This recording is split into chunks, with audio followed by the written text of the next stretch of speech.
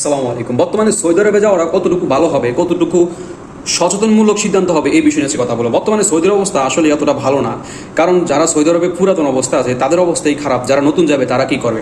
আসলে অনেকে বলতেছে কাজ শিখে গেলে ভালো হবে। আচ্ছা ভাই, একটা দেশের মধ্যে যদি 10টা কাজ থাকে আর যদি ওই কাজের দক্ষতা মানুষ 20টা থাকে, তাহলে ওই 10জন মানুষ কাজ করবে আর বাকি 10জন কি করবে, যদিও সে দক্ষ হোক। আমার বিষয়ে বুঝতে পারছেন? বর্তমানে সৌদির যে পরিস্থিতি, কাজ আছে এবং কাজ জানা দক্ষ লোকের খুবই চাহিদা আছে, কিন্তু একটা কাজ আছে, ওই কাজের দক্ষ লোক 2টা আছে। এখন আপনি কি করবেন? আপনার কাছে আমার কোশ্চেন। তো বিষয় হচ্ছে, যারা সৌদি আরবে আছে, যারা আগে থেকে ভালো একটা অবস্থানে আছে, ভালো একটা অবস্থান তৈরি করে জব করতেছে, তারা আলহামদুলিল্লাহ মোটামুটি একটা স্টাবলিশ প্লেসে আছে। কিন্তু নতুন করে যারা গিয়ে ভাবছেন যে ভালো একটা অবস্থান তৈরি করবেন বা ভালো একটা জব আপনি ক্রিয়েট করবেন, আসলে আমার কাছে মনে হয় 2026 সালে এসে এরকম চিন্তাভাবনা করা আপনার পক্ষে পসিবল। সো বর্তমানে বাংলাদেশ থেকে যারা সৌদি আরব যাওয়ার জন্য প্ল্যান করতেছেন, তাহলে আপনি ভেবে চিন্তে সঠিক সিদ্ধান্ত নেবেন। আমি চাই না আপনি 5 লাখ 6 লাখ টাকা ঋণ করে বা হতাশায় বকবেন, টেনশনে বকবেন, আসলে ঠিক না। তো যাই হোক, যদি আপনার পরিচিত কেউ থাকে সৌদি আরবে, ভাই বেড়াদার, মামা খালু, যারা যদি জব ম্যানেজ করে দিতে পারে, ভালো একটা কোম্পানিতে আপনাকে নিয়ে জবের ব্যবস্থা করে দিতে পারবে, বা আকামা অথবা আপনাকে সব কিছু গ্যারান্টি দিতে পারবে, বছর শেষে আকামা লাগানো যে টাকাটা, ওটা ম্যানেজ করার মতো রাস্তা আপনার আছে, তাহলে আপনার সিদ্ধান্ত সৌদি আরব যেতে পারে। সৌদি আরবে প্রত্যেকটা বছর আকামা লাগানোর জন্য 4,500 থেকে 5,000 রিয়াল লাগে।